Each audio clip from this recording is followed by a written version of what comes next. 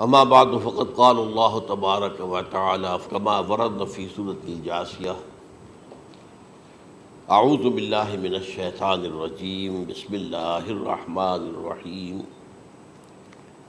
وَإِنَّهُ لَعِلْمٌ لِلسَّاعَةِ فَلَا تَمْتَرُنَّ بِهَا وَاتَّبِعُونِي هَذَا صِرَاطٌ مُسْتَقِيمٌ صدق اللہ العظیم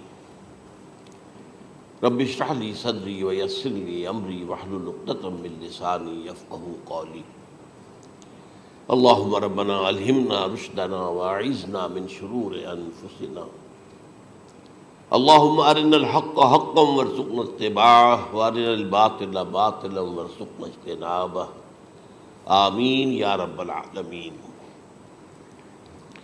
قادیانیت سے متعلق ایک بحث کا آغاز ہو گیا تھا، کیونکہ ہمارے علم میں یہ آیا تھا کہ قادیانیوں نے خاص طور پر ماڈل ٹاؤن کو اپنا ایک مرکز اور اپنا اڈہ بنانے کا فیصلہ کیا اور اس کا ہمیں تجربہ بھی حاصل ہو گیا۔ کچھ نوجوان اہل سنت کے نوجوان میرے پاس آئے تھے اور انہوں نے میری توجہ ادھر منصرف کرائی کہ یہاں پر یہ اپنی جمعے کی نماز کے لیے اوپن گراؤنڈ استعمال کر رہے ہیں اور اس میں لگا لیتے ہیں پارٹیشن وغیرہ، اور بڑی یوں سمجھیے کہ بڑی مہم کے ساتھ دونوں طرف کی سڑکیں بند کر کے، اور جو بھی لوگ مسافر ہیں انہیں بھی دعوت دیتے ہیں کہ آئیں یہاں جمعہ پڑھیں، اور بعض لوگ مغالطے میں وہاں جمعہ پڑھ لیتے ہیں۔ تو اس کے حوالے سے انہوں نے کوشش کی کہ کچھ نہ کچھ اس سلسلے میں، کیونکہ انہوں نے مجھے لا کر قانون دکھایا۔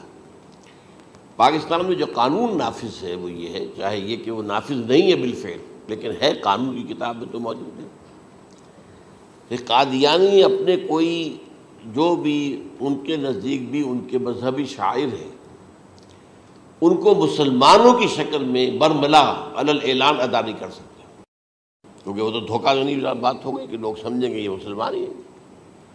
اب جب انہیں، آپ کو معلوم ہے کہ ہماری پوری جو مرکزی جو اسمبلی تھی، نیشنل اسمبلی، اس کے فیصلے کے تحت قرار دیا گیا بالاتفاق کہ قادیانی غیر مسلم ہے، دائرہ اسلام سے خارج ہے۔ یہ تو فیصلہ ہوا پارلیمنٹ کا اس بڑے پیمانے، بعد میں پھر ضیاء الحق صاحب کے زمانے میں یہ تو ہوا تھا، آپ کو معلوم ہے بھٹو کے زمانے میں، تو ضیاء الحق صاحب کے زمانے میں اسی کی گویا کہ فردر سٹیپ کے طور پر یہ بات طے کی گئی اور قانون بنا دیا گیا کہ وہ اپنی مسجد کو مسجد نہیں کہہ سکتے اور مسجد کی صورت پر نہیں بنا سکتے کہ گزرنے والے کو یہ خیال ہو کہ یہ مسجد ہے۔ اسی طرح وہ اگر کوئی اسلامی شاعر کا ارتکاب کریں گے علی الاعلان تو بھی یہ قابل تعزیر ہے، جرم ہے۔ وہ اپنے کئی احاطوں کے اندر، اپنے گھروں کے اندر جو چاہیں کریں، لیکن کھلے میدان میں آ کر جو شاعر اسلامی باہر ان لوگوں نے سب کچھ اڈاپٹ تو کر رکھا ہے۔ سب سے بڑی بات تو وہ ہے کہ انہوں نے ایک جھوٹے نبی کا اقرار کیا ہے کہ وہ نبی ہے، اس نے ہمارے درمیان فصیل حائی کر دی ہے۔ اب جو اس کو مانتے ہیں ان کے نزدیک ہم کافر ہیں۔ آپ کو معلوم ہے کہ یہ میں بیان کر چکا ہوں کہ حالانکہ قائد اعظم کا کتنا بڑا احسان تھا کہ چودھری ظفر اللہ خان کو انہوں نے فارن منسٹر بنایا پاکستان کا، لیکن جب ان کا انتقال ہوا ہے قائد اعظم کا تو اس کی جنازے کی نماز میں شریک نہیں ہوا، وہ شخص موجود رہا۔ جو دوسرے ممالک کے سفراء آئے ہوئے تھے، ظاہر بات ہے وہ مسلمان تو نہیں تھے، کوئی عیسائی تھے یا کوئی اور تھے، ہندو تھے، بدھ تھے، جو بھی تھے۔ اب چونکہ قائد اعظم کا انتقال تھا ایک مملکت کے صدر کا، تو وہ لوگ سبھی موجود تھے، لیکن ظاہر ہے کہ وہ نماز میں شریک نہیں ہوئے، وہ مسلمان تو نہیں تھے۔ ان کے ساتھ کھڑا رہا یہ شخص، اس نے یہ بات، اور جب اس سے پوچھا گیا کہ تم شریک کیوں نہیں ہو تو اس نے کہا دیکھو بھائی، مجھے یا تو مسلمان سلطنت کا کافر وزیر سمجھ لو یا کافر سلطنت کا مسلمان وزیر سمجھ لو۔ میرے نزدیک یہ کافر سلطنت ہے، میں اس کا مسلمان وزیر ہوں کیونکہ میں قادیانی ہوں۔ اب تمہارے نزدیک یہ اسلامی مملکت ہے تو میں کافر ہوں، پھر میں اس کی نماز کیسے پڑھوں؟ تو بہرحال ان چیزوں کی وجہ سے جو دھوکہ دینے والا معاملہ ہو گیا، ورنہ کوئی اور لوگ ہوں یہاں پہ، ہمیں ان سے تعارض نہیں ہے۔ عیسائی بھی ہیں، اپنی تبلیغ کرتے ہیں، کوئی خلاف ان کے رد عمل نہیں ہوتا، الا یہ کہ کہیں یہ واقعہ پیش آ جائے یا کوئی یعنی خام خواہ کو شوشہ کوئی شرارتی لوگ اٹھا لیں کہ انہوں نے قرآن کی یہ جو ہے بے حرمتی کی ہے، تو یہ تو پھر تحقیق سے معلوم ہو سکتا ہے کہ واقعتاً کی تھی کہ نہیں کی تھی۔ لیکن ایک وقت میں جو اس پر تو ان کا احتجاج ہوتا ہے، لیکن یہ کہ ان کے جو ہے چرچ ہے ان کی ساری اور تبلیغ ان کی ہو رہی ہے اور بڑھ بھی رہی ہے تعداد ان کی، لیکن اس کے خلاف کوئی رد عمل تو ہمارے یہاں نہیں۔ تو یہ ہے اصل میں وہ بات۔ تو اس پر جو گفتگو شروع ہوئی تھی میں آج اس کی تکمیل کرنے جا رہا ہوں۔ حضرت عیسیٰ علیہ السلام کی دوبارہ آمد کا تعلق ہے، اس کے ضمن میں قرآن مجید میں جو نص قطعی ہے وہ نص قطعی یہ ہے اِنَّهُ لَعِلْمٌ لِلسَّاعَةِ فَلَا تَمْتَرُنَّ بِهَا۔ حضرت عیسیٰ کا ذکر ہوا ہے سورہ جاثیہ میں، اور وہاں فرمایا گیا ہے کہ یہ عیسیٰ کا دوبارہ آنا قیامت کی علامت ہوگا، یعنی کہ اب قیامت بالکل قریب آ گئی ہے۔ اِنَّهُ لَعِلْمٌ لِلسَّاعَةِ، علم حاصل ہوگا ان کی دوبارہ آمد پر کہ اب قیامت جو ہے وہ سر پر آ گئی ہے۔ اچھا، اس کے ایک اور جو ہے ذرا بالواسطہ دلائل جو قرآن مجید میں آئے ہیں، ایک ان میں سے یہ ہے کہ سورہ آل عمران میں جہاں حضرت مریم کو بشارت دے رہا تھا فرشتہ کہ آپ کے ہاں ایک بیٹا ہوگا، وہ بڑی حیران تھی کہ میرے ہاں کیسے بیٹا ہو جائے گا، ماں کن تو بغیہ، میں تو کوئی بدکار عورت تو نہیں ہوں، نہ میری کوئی شادی ہوئی ہے ابھی۔ تو اس میں جو باتیں بیان کی تھی فرشتے نے، وہ جو بیٹا ہوگا اس کی کیا شان ہوگی، اس میں یہ الفاظ بھی آتے ہیں وَيُكَلِّمُ النَّاسَ فِي الْمَهْدِ وَكَهْلًا، وہ باتیں کرے گا، لوگوں سے گفتگو کرے گا جبکہ وہ پنگھوڑے میں ہوگا، بچہ ہوگا، گود میں ہوگا، اور کہل کے وقت، کہل کہتے ہیں جب آدمی عمر میں جو ہے 40-45 کا کسی بھی اوپر ہو جائے، آپ پہلے طفل کہتے ہیں پھر جوان کہتے ہیں، وہ عربی زبان میں شاب کا لفظ آتا ہے، بہت جوان، بڑی اچھی صحت میں ہے، اس کے بعد پھر ظاہر بات ہے ڈھلوان شروع ہوتی ہے، یہ کہل ہے۔ جب بڑھاپے کے آثار شروع ہوتے ہیں، بال سفید ہونے شروع ہوتے ہیں، تو یہ کہل، قبول۔ اب سوال یہ ہے اس گھوڑے میں بات کر دیں، یہ تو معجزہ ہے، لہذا اس کا ذکر یہاں پر مناسب ہے۔ یہ بڑے ہو کر بات کرنے کی کیا ضرورت تھی کہنے کی، وہ تو سبھی کرتے ہیں انسان، یہ اسی لیے کہ معلوم ہو کہ کہولت بھی انہیں آئے گی یار، حالانکہ آپ کو معلوم ہے سب مانتے ہیں، عیسائی بھی مانتے ہیں، سب مانتے ہیں، 33 برس کی عمر میں انہیں اٹھا لیا گیا، اس دور میں تو کہولت آئی نہیں، اس لیے قرآن ذکر کر رہا ہے۔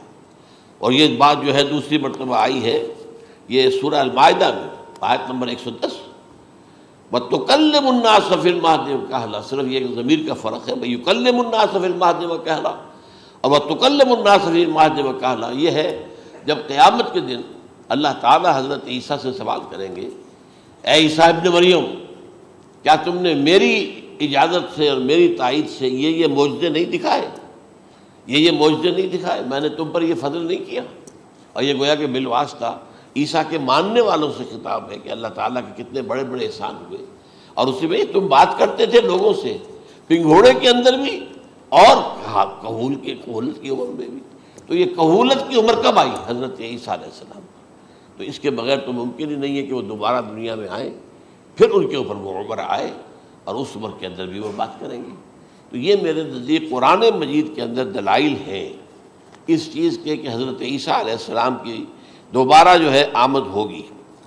اب اس ضمن میں چاہتا ہوں کہ آج خاص طور پر جو الساعہ کی اور جو علامتیں قرآن میں آئی ہیں، یہ ضمنی مضمون ہو جائے گا، لیکن بہرحال یہ بھی ایک معلوماتی مضمون ہے کہ ایک تو یہ قیامت کی بڑی نشانیوں میں سے حضرت عیسیٰ کا دوبارہ آنا، اور کیا کیا جو ہے باتیں بیان ہوئی ہیں وہ ذرا غور سے سن لیجیے۔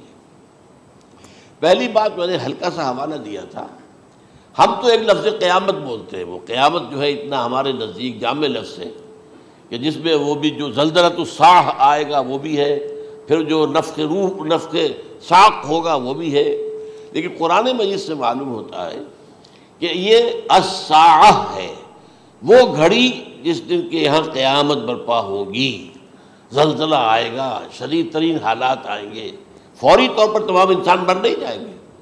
جو ہے اس کا نقشہ جو کھینچا گیا ہے، یا ایھا الناس اتقوا ربکم ان زلزلۃ الساعۃ شیء عظیم یوم ترونها تذہل کل مرضعۃ عما ارضعت وتضع کل ذات حمل حملها وتری الناس سکارى وما هم بسکارى ولکن عذاب اللہ شدید۔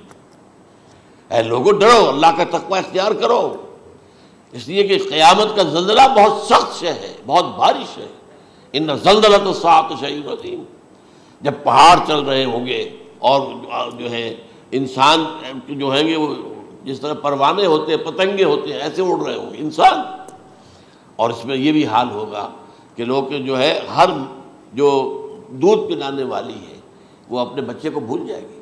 ظاہر بات ہے کہ اپنی پڑی ہوئی ہے مصیبت، حالانکہ سب سے زیادہ محبوب ترین شے دنیا میں اس سے اونچی محبت نہیں ہو سکتی جو ماں کو اپنے دودھ پیتے بچے سے ہوتی ہے، انہیں بھول جائے۔ تذہب کل مرضعۃ عما ارضعت، اور تمہیں ایسا محسوس ہوگا کہ لوگ کسی نشے کی کیفیت میں ہیں، یعنی وہ بدحواش ہیں، وہ بدحواس ہو گئے، لیکن یہ کہ وما هم بسکارى، اور وہ مدہوش نہیں ہوں گے، ولکن عذاب اللہ شدید۔ تو یہ ہے زلزلۃ الساعہ، وہ ایک خاص وقت جو ہے، ایک خاص گھڑی جس میں کہ یہ ہونا ہے۔ اس کے علاوہ قرآن مجید میں القارعہ، القارعہ والقارعہ وما ادراک ما القارعہ، یوم یکون الناس کالفراش المبثوث وتکون الجبال کالعہن المنفوش۔ اب یہ کیا ہے؟ یہ نقشہ قیامت، یہ وہی ہے الساعہ، القارعہ الساعہ۔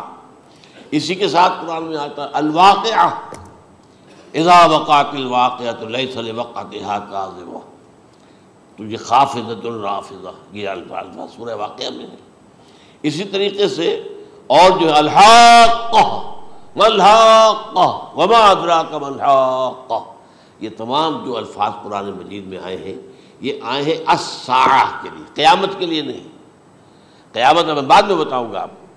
چنانچہ 3 نفخے ہیں جو قرآن سے ثابت ہیں۔ نفخ فی الصور، اور اس نفخ فی الصور کا یہ عالم ہوگا یوم ینفخ فی الصور ففزع من فی السماوات ومن فی الارض الا من شاء اللہ، جس دن پھونکا جائے گا سور میں، اور اس وقت صورتحال یہ ہو جائے گی کہ جو بھی آسمانوں میں ہے، زمین میں ہے، سخت پریشانی اور سخت پشیمانی اور ایک طرح کی مرعوبیت اور خائف ہو کر رہ جائیں گے، اللہ ان کے کہ جن کو اللہ چاہے۔ اس کے کوئی ملائکہ مقربین ہوں گے، من فی السماوات فی الارض ہے، اس کے ساتھ ہی یہ کہہ دیا گیا ہے، لیکن یہ باقی پورے لوگوں کے اوپر، پوری مخلوقات کے اوپر ایک جو ہے گھبراہٹ کی کیفیت طاری ہو جائے گی۔ تو یہ ہے پہلا فضا۔ دوسرا فضا کیا ہے؟ فضا صعق، صعق کہتے ہیں آدمی کا بے ہوش ہو جانا۔ یہ دوسری مرتبہ جب سور پھونکا جائے گا، وَنُفِخَ فِي الصُّورِ فَصَعِقَ مَن فِي السَّمَاوَاتِ وَمَن فِي الْأَرْضِ إِلَّا مَا شَاءَ اللَّهُ، یہ ہے کہ اس کے بعد وہ سب کے اوپر موت طاری ہو جائے گی۔ یہ دوسرے سور پھونکے جانے کے بعد ہے۔ پھر ثُمَّ نُفِخَ فِيهِ أُخْرَى، پھر ایک مرتبہ اور پھونک ماری جائے گی، یہ تیسرا ہو رہا ہے۔ فَإِذَا هُمْ قِيَامٌ يَنظُرُونَ، تو اچانک سب کے سب کھڑے ہوں گے اللہ کی طرف دیکھتے ہوئے۔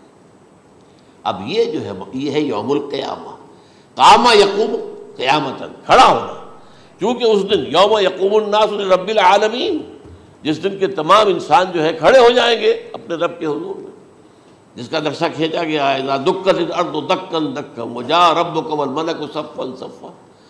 تو یہ سب کے سب انسان بھی جو ہے موجود ہوں گے، فرشتے صفے باندھے ہوئے ہوں گے، اور اللہ تعالیٰ جو ہے اپنے خاص عرش کے ساتھ یحمل عرشہ ثمانیہ، 8 فرشتے اس عرش کو اٹھائے ہوئے ہوں گے، جبکہ یہ آسمان پھٹے گا اور اس روئے ارضی پر اللہ تعالیٰ کا نزول ہوگا۔ یہ جو ہے ہمارا یوم القیامہ یہاں ہے، یوم القیامہ ہی میں جو فیصلے ہونے یہاں ہونے، قصہ زمین برسر زمین، جو نیکیاں تم نے یہاں کمائی ہیں یا جو بدیاں تم نے یہاں جن کا ارتکاب کیا کا فیصلہ یہاں ہوگا۔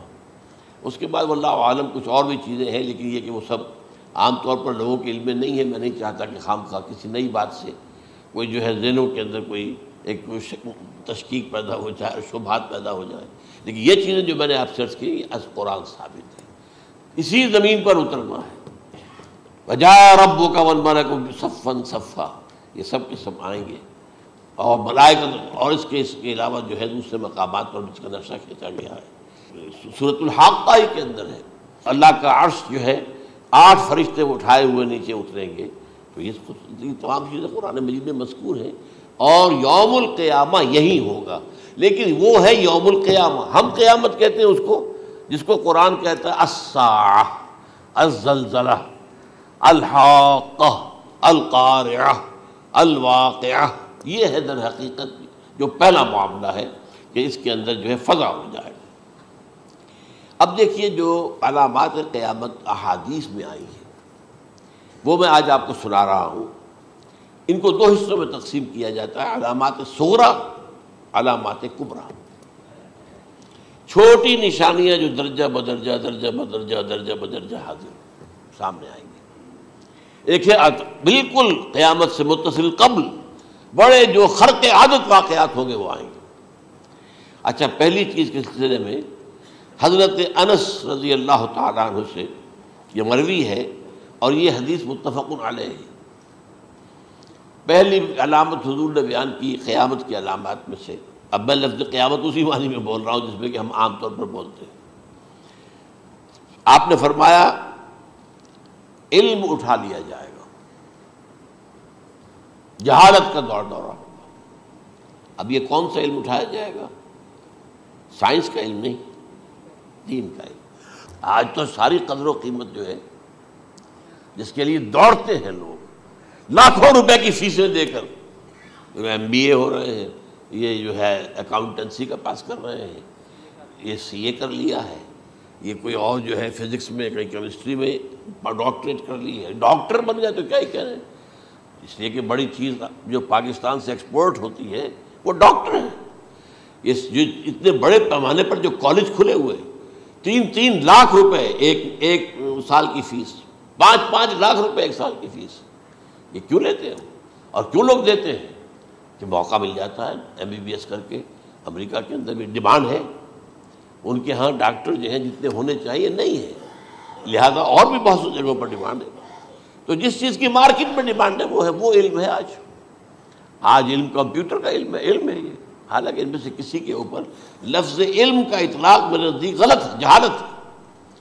علم وہ ہے جو ذہن کو جلا دے، جو سوچ کو جلا دے، روشنی پیدا کرے، دماغی روشنی، وسعت دے، انسان کے فکر کو وسعت دے، اس کے ذہنی جو ہے جو افق ہے اس کو وسیع کرے۔ علم تو وہ ہے جو حقیقت کے کیا علم بھی اس سے عطا فرمائے۔ قرآن ہے، حدیث ہے، باقی اور چیزیں جو اس سلسلے میں آ سکتی ہیں وہ ہے کہ جو قرآن اور حدیث کی سمجھنے میں مومن ہوں اور زیادہ جو ہے اس کے تک فہم کو آسان کر دیں۔ لیکن یہ کہ فرمایا علم اٹھا لیا جائے گا، جہالت کو فروغ ہوگا، ظاہر بات ہے ایک ہی بات ہوئی ہے۔ دوسرے نمبر پہ یہ کہ جہالت کو فروغ ہوگا۔ نمبر 3 زنا کثرت سے ہوگا۔ نمبر 4 شراب نوشی عام ہو جائے گی۔ نمبر 5 عورتوں کی تعداد بہت زیادہ ہو جائے گی، مردوں کی تعداد کم ہو جائے گی، یہاں تک کہ 50 عورتوں کا خیر خبر کرنے والا، کوئی نگرانی کرنے والا، وہ ایک مرد۔ اچھا، یہ تو ہے ایک حدیث جو میں نے آپ کو بیان کر دی، متفق علیہ، یہ بخاری اور مسلم دونوں میں ہے۔ دوسری حدیث بخاری کی ہے، اس کو حضرت ابو ہریرہ رضی اللہ تعالیٰ عنہ نے روایت فرمایا ہے، قیامت آئے گی جب امانت ضائع ہو جائے گی۔ آج ہمارے ہاں امانت کے ضائع ہونے کا جو نقشہ ہے شاید پوری دنیا میں کہیں اور نہیں۔ جس طرح کے غبن یہاں ہوتے ہیں، جس طرح کک بیکس جو ہے وہ لیے جاتے ہیں، اس غریب یعنی قوم غریب ہے لیکن یہاں وہ امیر بہت بڑے بڑے لوگ ہیں، وہ تو دنیا بھر کے ٹاپ کے امیروں کے اندر ان کا شمار ہو جائے گا۔ لیکن یہ کہ یہ سب امیر کیسے بنے؟ غبن بلین آف ڈالرز کا، اب تو اس سے کم کی تو بات ہی نہیں ہوتی۔ فلاں نے اتنے بلین جو ہے پیسے اپنا جو ہے قرضہ معاف کرا لیا۔ بھائی کس نے کیا، کون کرتا ہے معاف؟ یہ کسی کے باپ کی جاگیر ہے؟ یہ پیسہ بینک کے اندر حکومت کا ہے کہ حکومت کو اختیار ہو کے وہ رائٹ آف کر دے ان کے جو ہے ان کی جائیدادیں کرو ضبط۔ لیکن ہوتا کیا ہے، بینک آفیسر بے ایمان ہے، وہ کہتا تھا 1 کروڑ کا قرضہ لے جاؤ، 10 لاکھ مجھے دے جاؤ، چاہے تم میرے پاس کوئی ڈاکومنٹ جو ہے ایسے نہیں دے سکتے، حالانکہ ہونا چاہیے۔ اتنا بڑا قرضہ لے رہے ہو تو ڈاکومنٹس یہاں پر ہمارے سامنے لاؤ کہ اگر تم نہ دے سکو تو ہم ان ڈاکومنٹس کے ذریعے سے تمہاری جائیداد، تمہاری کوئی جاگیر، تمہاری کوئی اور چیز اس کو قبضہ کریں۔ جب وہ وقت آتا ہے دیکھتے ہیں تو یہ ڈاکومنٹس ہی فیک ہیں۔ اللہ اللہ خرچ کیا کرے گا کوئی؟ بینک کا باپ بھی واپس نہیں لے سکتا۔ اور یہ سب کس کی بے ایمانی ہے؟ وہ جو بیٹھا ہوا بینک مینیجر، سارا سودا اس کے مابین ہوتا ہے، کہ 1 کروڑ ہے نا، 10 لاکھ مجھے جو 90 تم لے جاؤ، باقی یہ کہ ٹھیک ہے میں تمہارے جو ڈاکومنٹس تم پیش کر رہے اس میں کوئی اعتراض نہیں کرتا، بس جاؤ۔ اور نمبر 2، حکومت نااہلوں کے سپرد ہو جائے گی۔ یہ ہے امام بخاری کی روایت کردہ روایت جو حضرت ابو ہریرہ سے۔ مسلم شریف میں ابو ہریرہ رضی اللہ تعالیٰ عنہ سے ایک اور روایت ہے، مال عام ہو جائے گا یہاں تک کہ زکوٰۃ قبول کرنے والا کوئی نہ ہوگا۔ یہ بات وہ ہے جو آج سعودی عرب اور UAE کے اندر آپ کثرت سے دیکھ سکتے ہیں۔ دولت جو ہے وہ ریل پیل، ابھی تھوڑا سا آیا ہے معاملہ خاص طور پر دبئی میں، کیونکہ وہاں بہت زیادہ کنسٹرکشن ہو رہی تھی، تو پوری دنیا میں آپ کو معلوم ہے کہ جو ریئل اسٹیٹ کہلاتا ہے اس کا حال بہت پتلا ہے، لیکن وہاں کے دولت ریل پیل ہے ہر جگہ پر۔ اور سب سے اہم متفق علیہ روایت، متفق علیہ کیا، وہ تو حضرت عمر سے بھی مروی ہے، ابن عمر سے بھی مروی ہے، ابن عباس سے بھی مروی ہے، ابو ہریرہ سے بھی مروی ہے، عبداللہ ابن مسعود سے بھی مروی ہے رضی اللہ تعالیٰ عنہ اجمعین۔ اور یہ وہ حدیث ہے جسے کہا جائے حدیث جبرائیل، جسے ام السنہ بھی کہا گیا۔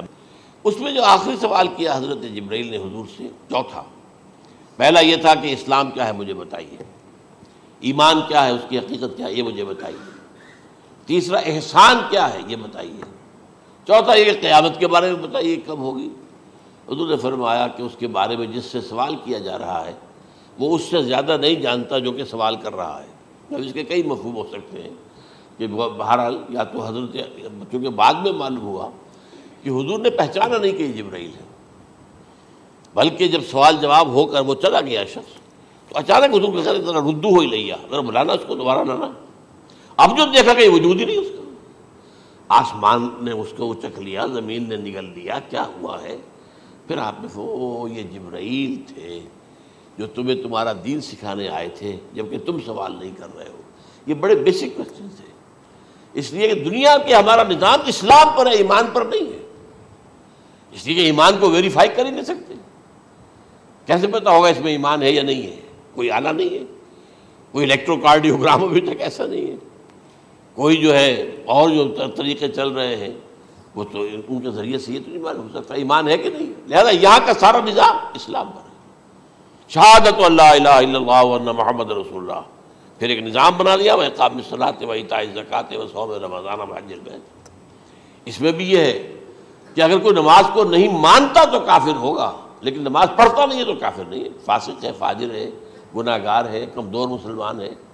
اس طرح زکوٰۃ کا منکر ہو جائے گا تو وہ کافر ہوگا، لیکن زکوٰۃ دے نہیں رہا ہے تو یہ گویا کہ گناہ گاری ہے، کمزوری ہے۔ تو اس حوالے سے نوٹ کر دیجئے کہ یہاں کا دنیا کا سارا اسلامی نظام اور سارا کانسٹیٹیوشنل اور لیگل سسٹم جو ہے اسلام کا، وہ اقرار باللسان پر ہے، ایمان ہے وہ کہ جس کی بنیاد پر وہاں فیصلے ہوں گے۔ یہاں کوئی شخص مسلمانوں کا بڑا لیڈر ہے، بڑا علامہ ہے، بڑی اس کی قدر و منزلت ہے، اس کے ہاتھ چومے جا رہے ہیں، پاؤں چومے جا رہے ہیں، ہو سکتا ہے وہاں کہا جائے دفع ہو جاؤ، تمہارے دل میں ایمان نہیں تھا، تم نے یہ سب کچھ کیا تھا اس لیے کہ کہا جائے کہ بڑے عالم ہو، اور یہ کہا جا چکا فقط قیلا، اب یہاں کچھ نہیں ہے تمہارے پاس۔ پھر فرشتوں کو حکم ہوگا کہ اس کو گھسیٹتے ہوئے جہنم میں ڈال دیں۔ 3 باتیں بیان کی آپ نے، یہی حشر اس کا ہوگا مالدار کا، اللہ پوچھے گا میں نے تمہیں بہت مال دیا، تم نے کیا کیا؟ وہ کچھ گنوانا شروع کرے گا، اللہ فرمائے گا جھوٹ بول رہا، قذبتا، تم نے یہ خیرات و صدقات اس لیے کیے تھے کہ تمہاری سخاوت کے ڈنکے بج جائے، تعریفیں کی جائے، وہ کی جا چکی ہے، دنیا میں ڈنکا بج گیا، یہاں کچھ نہیں تھا، وہ نیت دل میں کچھ اور تھی تمہارے۔ میں لیس البر ان تولوا وجوہکم والا قرآن مجید کا سبق ہمارا منتخب نصاب کا نمبر 2 بڑی تفصیل سے بیان کیا۔ یہی معاملہ ہوگا اس عالم کا، اللہ فرمائے گا میں نے تمہیں علم دیا، تم نے، وہ کہے گا میں نے علم پھیلایا لوگوں میں ہدایت کی، جھوٹ بول رہے ہیں، تم نے تو صرف اس لیے کیا تھا، تمہاری نیت یہ تھی کہ بڑا عالم شخص ہے، بڑا فاضل شخص ہے، تو یہ سب کہا جا چکا۔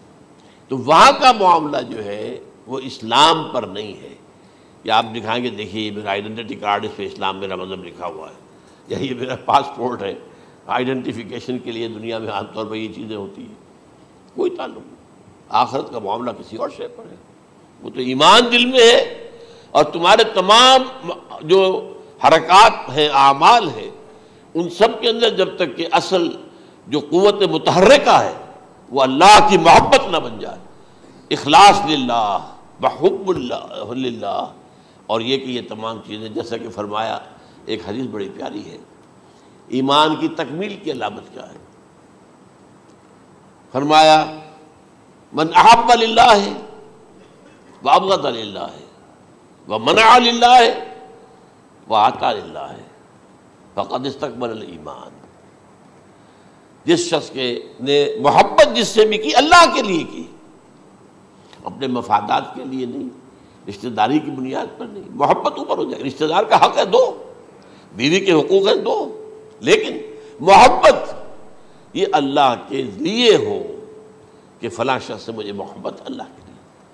اور اگر نفرت رکھی تو اللہ کی وجہ سے رکھی، اس لیے رکھی کہ وہ اللہ کے دین سے دور ہے، وہ اللہ کے راستے پر نہیں آ رہا ہے، وہ فسق و فجور کی جو ہے زندگی کو آ رہا. اس میں بھی یہ ہے کہ یہ نہیں ہے تعلق قطع کر لو، تعلق قطع کرو گے تو تبلیغ اور اصلاح کا موقع کہاں رہے گا، لیکن دلی محبت نہیں ہوگی اس میں. تو اگر محبت ہے تو اللہ کے لیے، اور نفرت ہے تو اللہ کے لیے. اور کسی کو کچھ دیا ہے تو اس لیے کہ اللہ کا حکم ہے کہ دوں، اور کسی سے کچھ روکا ہے تو اس لیے کہ اللہ کا حکم ہے کہ روکوں، اس کو نہیں دینا ہے. فقد استکمل الایمان، تو اس شخص نے ایمان کی تکمیل کر لی. یہ ہے اصل جو ڈیسائیڈنگ فیکٹر ہے، وہ یہ ہے. اور اس ایمان کی پہلی علامت کیا ہے؟ کیسے معلوم ہو میرے اندر ایمان ہے؟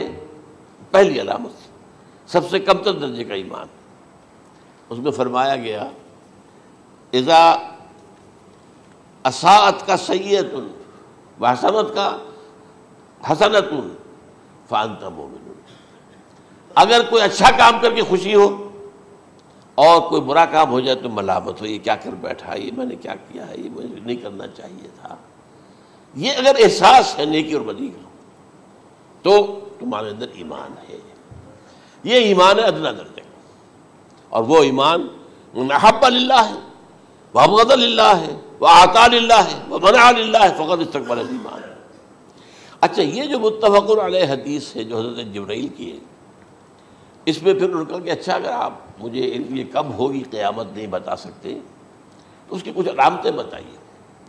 یہ بڑی عظیم کیونکہ یہ تو تمام احادیث کے اندر میں نے عرض کیا نا کہ سب سے زیادہ صحابہ سے منقول ہے. اور آپ نے فرمایا کہ جب لونڈی اپنی مالکہ کو جنے گی اور تم دیکھو گے کہ ننگے بدن ننگے پیر بھوکے ننگے بھیڑوں اور بکریوں کو چلانے والے اونچی سے اونچی عمارتیں بنانے میں ایک دوسرے کا مقابلہ کریں گے. اذا تلد الامۃ ربتها، کیا بات ہے، یہ خاص الفاظ کیوں کہے گئے؟ اولاد والدین کے سامنے دب کر رہتی تھی، کبھی سینہ تان کر بات نہیں کرتے تھے. ٹھیک ہے، کوئی بات آپ مان نہیں سکتے، ابا جان یہ بات تو میں نہیں کر سکتا. یا فرض کیجئے کہ وہ آپ کو کسی نیکی سے روک رہے ہیں، کسی دینی کام سے روک رہے ہیں، ابا جان یہ تو میں نہیں کروں گا، یہ تو دین کا فرض ہے. یہ کہیں آپ، اور ڈٹ کر کہیں اور جمیں اس پر. لیکن یہ کہ کوئی سرکشی کا انداز نہ ہو، ایسا نہ ہو کہ اپنے جناب سینے کو تان کر کے کھڑے ہو جائے، میں نہیں کروں گا یہ نہیں، یہ غلط ہو جائے. اچھا، اولاد میں بیٹی جو ہوتی تھی وہ زیادہ سبارڈینیٹ، سبمسو، بات ماننے والی، کہیں بھی سر اونچا نہ کرنے والی. اور آخری دور میں کیا ہوگا، بیٹیوں سے مائیں ڈریں گی، انہیں ٹوک نہیں سکتی کسی بات پر، پتہ نہیں کیا بک دے، کیا بکواس کر دے. یہ تو ہمارے یہاں ہو گیا ہے، باہر کیا ہے تو آپ یہ بھی نہیں پوچھ سکتے. آپ کی 13 برس کی لڑکی آئی ہے رات کو 1 بجے، نہیں پوچھ سکتے کہاں رہی ہو، یہ رات کہاں گزاری، پوچھ ہی نہیں سکتے. یہ پوچھنا بھی جرم ہے. اپنے چھوٹے بچے کو آپ نے ایک تھپڑ مار دیا، تہذیب ہے، سکھانا ہے، غلط کام کیا ہے، اس کی سرزنش ہو رہی ہے، فوراً وہ اگر ایک فون کر دے گا پولیس آئے گی، بچے کو لے جائے گی، اسے لا کر کہیں اور جو ہے ڈپازٹ کرے گی اور آپ پر مقدمہ چلے گا، آپ کو اس کی سزا بھگتنی ہوگی. ظاہر بات ہے کہ پھر وہاں سرکشی کا کیا عالم ہوگا، پھر اولاد کہاں سر جھکائے گی، کس درجے میں جھکائے گی، اس کی تربیت عثمانی ہوئی نہیں. تو ان تلد الامۃ ربتها، گویا کہ ماں بیٹی کے نزدیک ماں جو ہے وہ ایسی ہو جائے گی جیسے لونڈی، گویا کہ لونڈی نے ایک اپنی مالکہ کو جنم دیا ہے، بیٹی مالکہ بن جائے گی اور ماں جو ہے لونڈی بن جائے گی، اور دولت کے ریل پیل کا ابھرتا دکان، یہ جو بھوکے ننگے اور مفلس، کیا حال تھا 100 برس پہلے، انہیں کھانے کو کچھ نہیں ملتا تھا۔ یہ مشرقی ساحل پر تھے، یہ سوائے یہ کہ مچھلیاں پکڑ لی، اللہ خیر اللہ وہ کھا لی، یا کہیں ان کو بیچ دیا، کوئی بنڈی لگ گئی، بنڈی لگ جاتی تھی وہاں، اور کیا تھا۔ اور مغربی ساحل پہ کیا ہوتا تھا، ساری ان کی معیشت حج کے گرد گھومتی تھی، حاجی آئے ہیں، خریداریاں کر رہے ہیں، اور آپ کو معلوم ہے پوری دنیا سے مال پہلے بھی پہنچتا تھا وہاں، آپ کو جو ہے ہر ملک کے ہر کونے کا پھل وہاں مل جائے گا آج بھی۔ اور وہاں پر یہ ہے کہ سب سے بڑی بدوؤں کے لیے سب سے بڑی بات کیا تھی، قربانی کا گوشت، اسے وہ سکھاتے تھے، سخت چمڑے کر کے کھاتے تھے، یہ ان کا حل تھا۔ آج جا کر دیکھیے نئے شہر بن رہے ہیں، امریکنز کو کانٹریکٹ دیے جا رہے ہیں، بالکل ماڈرن شہر بنا دو، ایک ایبسلیوٹلی ماڈرن شہر جو ہے، وہ جو مشرقی ساحل کے اوپر جو پہلے سے آرام کو سٹی ہے، امریکن سٹی ہو، اس کے اندر کوئی سعودی بھی داخل نہیں ہو سکتا سوائے جس کے پاس اس سٹی کی طرف سے لائسنس نہ ہو، اور اس کی چار دیواری کے اندر، چار دیواری کیا فصیل کے اندر کہی ہے، جو چاہو کرو، کوئی تم پر پابندی نہیں، ننگے نہاؤ، تالاب ہے نہا رہے، ننگی عورتیں ننگی مردیں نہا رہے، کوئی پوچھنے والا نہیں۔ اب اسی قسم کا ایک سٹی آباد ہونا جا رہا ہے مغربی ساحل پر، جدہ اور ینبوع کے درمیان، اور اس میں اصل میں جتنی بھی دولت ہے جو پیٹرول کی ہے، وہ وہیں پر رکھ لی جاتی ہے امریکہ کے اندر، تاکہ امریکہ جو ہے ایسے ایسے پروجیکٹ بنا کر جب تمہیں دے گا تو اس میں سے پیسے لے گا، وہ نہیں ملتی ان کو واپس۔ بہرحال یہ تو میں نے ایک جگہ آپ سے ذکر بھی کیا تھا، دی کنفیشنز آف این اکنامک ہٹ مین، وہ کنفیشنز کی بات جو ہے، اگر آپ میں سے کسی کو دلچسپی ہو تو اسے پڑھیں کہ کس طریقے سے 1973 کے آئل امبارگو کے بعد جو شاہ فیصل شہید کے زمانے میں ہوا تھا، پھر جس طریقے سے امریکہ نے ان تمام ممالک کو جکڑ لیا ہے، اس کا پورا جو پروسیس کیا تھا وہ سامنے آتا ہے۔ بہرحال اس کے بعد آتا ہے علامات کبریٰ کا ذکر، بڑی علامتیں جو کہ بالکل خرق عادت کے انداز میں ہوگی، جن کا معاملہ جو ہے وہ آپ کے ناپ تول میں نہیں آ سکتا، آپ کی کیمسٹری فزکس اس کا جو ہے وہ نہیں کر سکتی، ادراک ہوگا یہ قیامت کی۔ ان میں نمبر 1 کیا ہے، ایک بہت بڑا دھواں آئے گا، پوری دنیا کو لپیٹے گا۔ نمبر 2 دجال کا ظہور ہوگا، جو اپنی خدائی کا دعویٰ لے کر آئے گا اور بنوائے گا، اس کے ہاتھ میں ہو جائیں گے، قبضے میں ہو جائیں گے سارے ذرائع پیداوار کے، اس کی طرف بھی پہلا قدم اٹھ چکا ہو، ٹرپس کے نام سے معاہدہ ہو چکا ہے، کوئی ملک اپنا بیج پیدا نہیں کر سکتا ہو، یہ بیج ہم نے ڈیولپ کیے ہیں، ان کے ڈیولپمنٹ سے پہلے تم ایک ایکڑ سے کتنی گندم لیتے تھے، آج کتنی لے رہے ہو، کس بنا پر؟ جینیٹکس کا جو کام ہم نے کیا ہے اس کی بنا پر ہو رہا، ہاں تو ہمارا حق ہے، اس کی رائلٹی ہمارے پاس آنی چاہیے، لہذا صرف ان اداروں سے، ملٹی نیشنل سے خریدا جائے گا بیج، اور بیج بھی وہ دیں گے وہ کہ جس سے جو فصل اگے گی وہ بیج نہیں لا سکتی، وہ بیج کا کام نہیں کر سکتی۔ جیسے آپ کو معلوم ہے کہ آپ کے ہاں جو گوشت کھایا جاتا ہے مرغے کا، تو مرغا وہ جو ہے اس میں مرغا ہو یا مرغی ہو، اس کے اندر کوئی وہ کیفیت ہی نہیں ہے، ان کے انڈے جو ہے ان سے آپ بچے حاصل نہیں کر سکتے، ہے تو انڈا، دیکھنے کو تو انڈا ہے، لیکن وہ بنڈا جو ہے اس سے بچہ تو نہیں حاصل کر سکتے۔ ایسے ہی وہ گندم کا بیج دیں گے، نظر آئے گی گندم، لیکن اس کے اندر وہ صلاحیت نہیں ہے کہ اس سے جو فصل اگے گی اس کا نتیجہ جو ہے وہ بھی آپ لے سکیں، یہ ہونا ہے، اللہ جانے، قدم اٹھ رہے ہیں ادھر۔ پھر یہ ہے کہ دابۃ الارض، زمین سے ایک حیوان نمودار ہوگا، زمین شق ہوگی۔ ابھی میں کہہ رہا ہوں خرق عادت ہے، یہ چیزیں وہ نہیں ہیں جو ہماری کسی حساب کتاب میں جو باتیں پہلے آئی ہیں وہ تو حساب کتاب میں آ رہی ہیں، ساری سمجھ میں آ رہی ہیں، ساری چیزیں مشاہدہ ان کا ہو رہا ہے، لیکن یہ ہے کہ دابۃ الارض، یہ کہتے ہیں کہ کوہ صفا، اس میں تو نہیں ہے حدیث میں، کوہ صفا پھٹے گا اور اس میں سے ایک حیوان دابہ وہ ظاہر ہوگا، تو اسی لیے فرمایا ہے وَإِذَا وَقَعَ الْقَوْلُ عَلَيْهِمْ أَخْرَجْنَا لَهُمْ دَابَّةً مِّنَ الْأَرْضِ تُكَلِّمُهُمْ، تو ہم اندر سے پیٹ کے چیر کر زمین کے پیٹ کو ایک حیوان کو برآمد کریں گے جو انسانوں سے بات کرے گا، گفتگو کرے گا۔ نمبر 4 طلوع الشمس من المغرب، یہ بھی خرق عادت، سورج تو طلوع ہوتا ہے مشرق سے، غروب ہوتا ہے مغرب میں، لیکن اس وقت معاملہ الٹا ہو جائے، یعنی جو کائنات کے اندر جو گڑبڑ ہوگی کچھ سمجھ میں بات آتی ہے کہ یہ معاملہ جو ہے یہ تو اس پورے سولر سسٹم کو اگر بدل دیتے ہیں تو مشرق مغرب ہو جانا، مغرب مشرق ہو جانا، یہ بالکل سمجھ میں آنے والی بات ہے۔ اس کے بعد ہے عیسیٰ ابن مریم کا نزول، جس کے بارے میں آج میں نے گفتگو کی ہے تفصیل سے۔ یہ نزول ہونا ہے، یہ علامات قیامت میں سے حضور نے بیان فرمایا ہے، اور قرآن مجید کی جو اصطلاحات ہیں اس کے حوالے سے میں نص قطعی جو ہے وہ میں آپ کے سامنے رکھ چکا ہوں۔ پھر یاجوج ماجوج کا ایک معاملہ ہے، یہ میں ابھی اس وقت زیادہ اس پر بات نہیں کر سکتا۔ حضرت عیسیٰ علیہ السلام کے نزول کے بعد 2 کام ہوں گے، یہودیوں کا قلع قمع ختم، تمام یہود، ایک کام تو یہ ہونا ہے، اور نمبر 2 عیسائیت کا ختم ہو جانا، عیسائیت کی نفی کر دیں گے، بھائی میں تم مجھے خدا کا بیٹا بنائے بیٹھے ہو، میں تم خدا کا بیٹا نہیں ہوں، میں تو اس کا بندہ ہوں، رسول ہوں، میں نے تم سے کب کہا تھا کہ مجھے خدا کا بیٹا بناؤ۔ نمبر 2 یہ کہ وہ خنزیر کو قتل کر دیں گے، یعنی یہ تم نے خنزیر کب سے کھانا شروع کر دیا، میں تو تم کو نکاح اجازت دے کر گیا تھا، یہ تو شریعت موسوی میں حرام تھا، اور میں کہہ کر گیا تھا کہ یہی شریعت تم پر لاگو رہے گی، ہاؤ کم تم نے کیسے یہ؟ آج بھی بہت سے رومن کیتھولکس جو ہے وہ سور نہیں کھاتے، وہ اس میں ہے ان کے اندر کچھ نہ کچھ بعض جو ہے جو حضرت عیسیٰ کی تعلیمات کا کچھ اثر ان کے ہاں ہے۔ میں تو ایک مرتبہ، یہ 1971 کی بات ہے، 4-5 دن کے لیے برسلز میں رکا تھا، اس لیے کہ وہاں مجھے ایک صاحب نے خط لکھا تھا کہ وہاں ایک نوجوان ہے، ابھی اس ایمان لایا ہے، اور اس کے کچھ مسائل ہیں، ہم کوشش کر رہے ہیں ان کے مسائل حل کریں، آپ بھی جا رہے ہیں۔ میں انگلینڈ جا رہا تھا تو واپسی پر آپ ان کے یہاں چند دن ٹھہرے، میں حیران ہوا، ویسے اس نے مجھے اپنے گھر ٹھہرایا نہیں، اس لیے کہ ماں باپ تو اس کے کرسچن تھے، اور پولیس کا چیف آفیسر اس کا باپ تھا، چیف آف پولیس فورس۔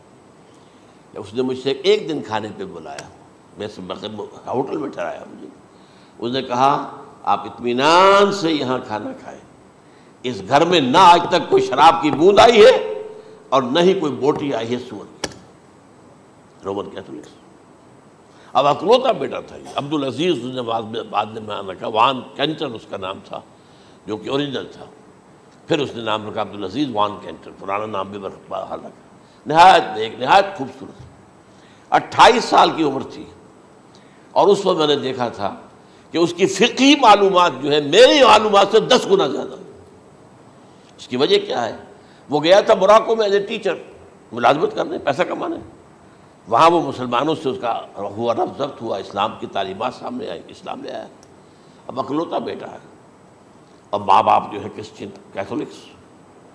جب وہاں سے واپس آیا تو پھر کہتے ہیں کہ ہمارے درمیان ایک معاہدہ ہے، وی آر لیونگ ٹوگیدر، لیکن یہ معاہدہ ہے ہم مذہب پہ بات نہیں کریں گے، بس باقی جو بھی ہے وہ ساتھ رہ رہے ہیں۔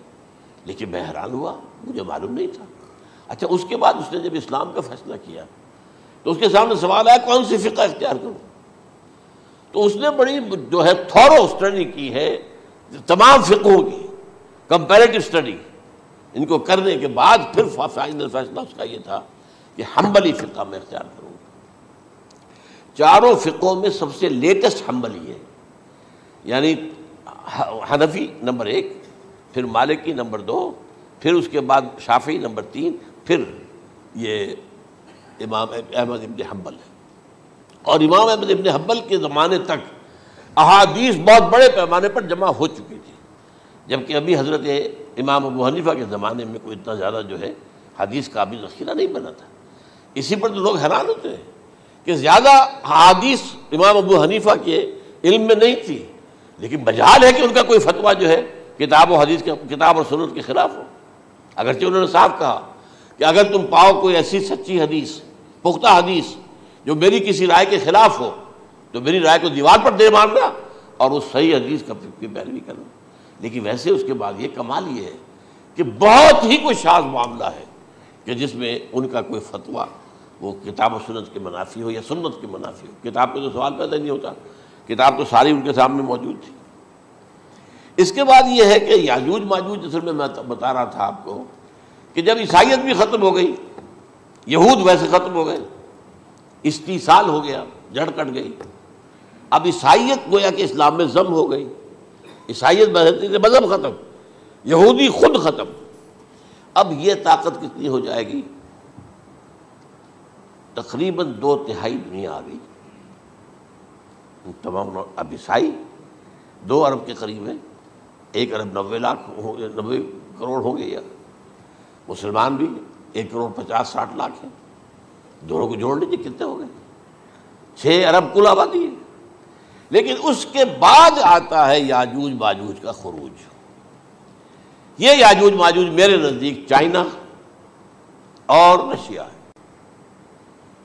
ان کی مجموعی طاقت اتنی ہوگی، اور یہ اس طرح آئیں گے ہر اونچائی پر سے اترتے ہوئے، پھسلتے ہوئے، جیسے 1962 میں جب وار ہوئی تھی بٹوین چائنا اینڈ انڈیا 1962 میں، تو وہ اس وقت کا نقشہ جو آج بھی اخبارات میں پڑھتا تھا تو یاد، waves after waves of Chinese soldiers were coming down the slopes of Himalayas۔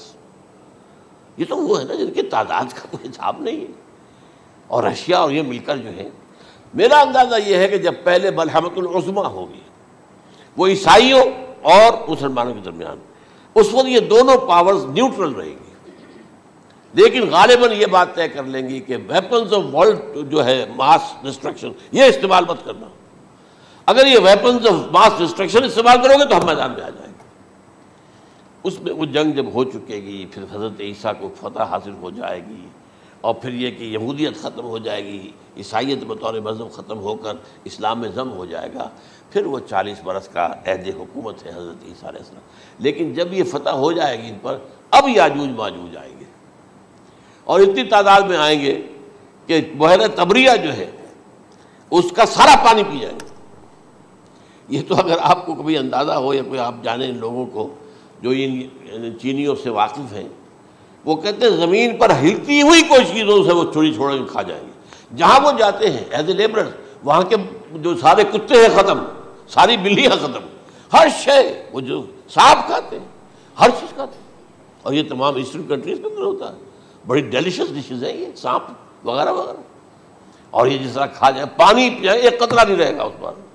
تو پھر جو ہے اللہ تعالیٰ اس وقت جو ہے اس میں ایک ایسی بیماری پیدا کرے گا، یہ سب مر جائے، یہ معجزے سے ہوگا، یعنی ان کے اوپر فتح جو ہے وہ عام لڑائی کے ذریعے سے نہیں ہوگی، بلکہ اس کے اوپر فتح جو ہوگی وہ اللہ تعالیٰ سے ہوگی، ایک بیماری پیدا ہوگی، سب مر جائے گا، اور اس کے بعد اللہ تعالیٰ ایسے پرندے بھیجے گا بڑی لمبی لمبی گردنوں والے، وہ ان سب کو کھا جائیں گے، جیسے ہمارے ہاں گدھ ہوتے ہیں، وہ ان کو صاف کر دیں گے۔ ورنہ تو یہ ہے کہ پوری دنیا کے اندر جو بدبو اور جو پیدا ہوتا معاملہ اس سے، تو اس نوع انسانی کی بقا ممکن نہیں تھی۔ ان کے خاتمے کے بعد پھر یہ ہوگا کہ حکومت اسلامی جو ہے پوری دنیا میں حضرت مسیح علیہ السلام کی ہوگی، 45 برس وہ رہیں گے، اسی میں وہ کہلن بھی آ جائے گا، وہ فی المہد و کہلن جو میں نے شروع میں بیان کیا تھا، اسی میں پھر یہ ہے کہ وہ شادی بھی کریں گے، ان کی اولاد بھی ہوگی، اور پھر ان کا انتقال ہوگا تو حضرت حضور صلی اللہ علیہ وسلم کے حجرے میں،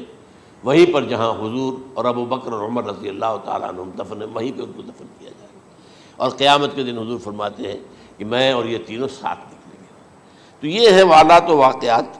بہرحال اس میں یہ ہے کہ یہ نوٹ کر لیجئے کہ جہاں تک ہمارے ہاں آج کل کا معاملہ ہے، میرے نزدیک میں یہ کہنے پر مجبور ہوں، جو رفع و نزول مسیح کو نہیں مانتا وہ کم سے کم منکر حدیث ضرور ہے، میں اس سے کم کا فتویٰ نہیں دے سکتا۔ اب یہ ہے کہ جو لوگ مہدی کو نہیں مانتے ان کا معاملہ میں مختلف سمجھتا ہوں، چند منٹ لے رہا ہوں آپ کے، اور اس لیے کہ ان کی حدیثیں صحیحین میں نہیں ہیں، بخاری مسلم میں نہیں، اور یہ کہ بہرحال ان کا معاملہ جو ہے وہ ایسا نہیں ہے حضرت عیسیٰ کا۔ حضرت عیسیٰ کے آنے کا جو کچھ ہوگا وہ تو میں نے آپ کے سامنے بیان کر دیا، لیکن یہ ہے کہ حضرت مہدی ہمارے نزدیک اس میں خرق عادت کوئی ہے ہی نہیں، جیسے ہر صدی کے مجدد ہوتے ہیں، آخری صدی کے مجدد وہ ہوں گے، اور میرے نزدیک یہی آخری صدی ہے، اور اسی میں حضرت مہدی کا ظہور ہو جانا۔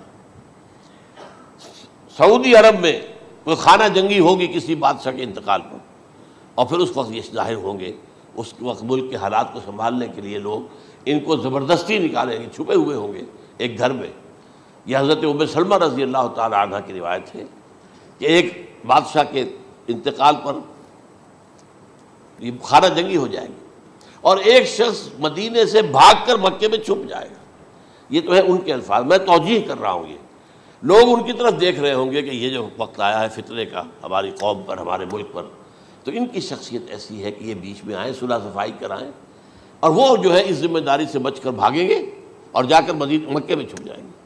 پھر لوگ انہیں تلاش کر کے نکالیں گے اور زبردستی ان کے ہاتھ پر بیعت کریں گے، ورنہ وہ اتنے بڑے منصب کو. اور پھر یہ بھی ہے، ایک حدیث میں آتا ہے یصلحو فی لیلۃ واحدہ، ایک رات میں ان کی مکمل اصلاح کر دیں گے.